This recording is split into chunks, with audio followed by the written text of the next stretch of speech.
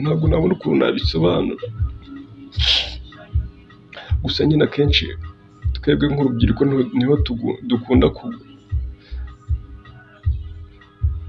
Wenda sinzi niba ino video hari umuntu yafasha umeze nkanjye. Mani mumbare muze kubigeza ku bantu benshi bashoboka, ntimuze mu kuntunga amatelefone nta hantu biri buze kugera. Ubundi ukuntu inkuru yose yatangiye,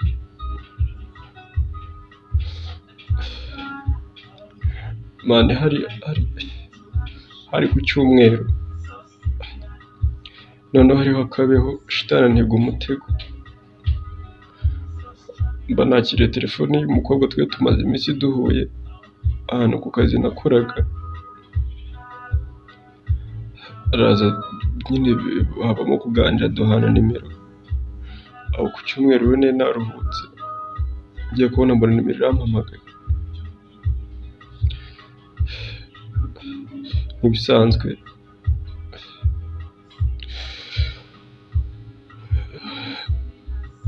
mani kuvuga ino nkuru ngiye bintera agahinda, nyine ni ibintu mba ntashaka gutekerezaho. Abarampamagaye ati suri muri turi hehe, uyu munsi nafashe konje ndi mu rugo. Ati wagusura se?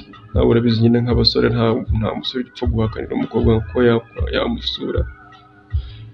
Mani abaraje, ikintu cyabaye nyine nk'abantu bagihura bwa mbere twaraganiriye haba tubanze gutinyanamo.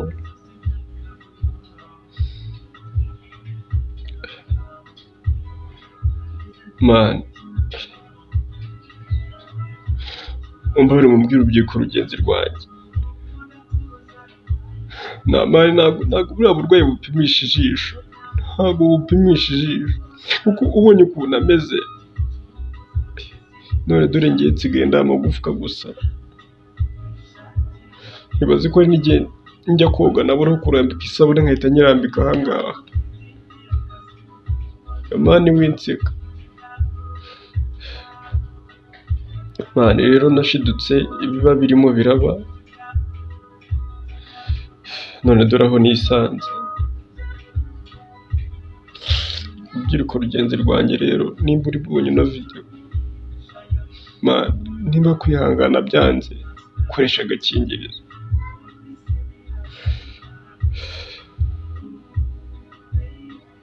Mpfuye nshiramo, papa na mama agahinda karabishe, ngo no kwirwa nicariye ahangaha. Branch yanjye ni ibinini.